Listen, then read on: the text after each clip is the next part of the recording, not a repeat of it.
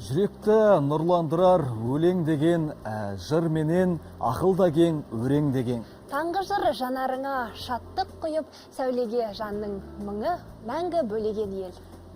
Көңілде нұрсыз ақылды байтатын да жаныңда керемет күйге бөлейтінде өлеңнің құдіреті ғой. Осы орайда біз назарларыңызға таңғы жыр айдарын ұсынамыз. Ақын Құралай Омардың өлеңі «Мендегі үнсіздік, кешірім». Қабыл алыңыздар. Жолымды бөгеді, білмеймін, не жерім, өзіме тиді-ау қырсығым, кесірім, айтылмай не мұңым, не сырым, телефон көзімнің жасына тұншықты.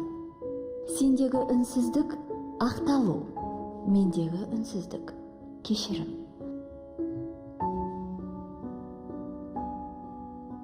Солай-ау шамасы, жазмыштың жазуы маңдайға сызғанға көндігу, бағыну.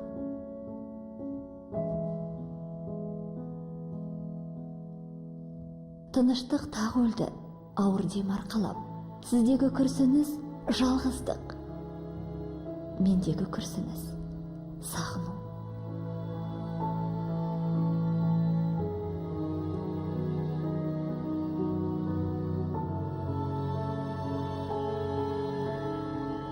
Аязға, мұзға да бергісіз, жүрекке сұп-суық ердісіз, толқындар жеткізген үніңіз жауратты.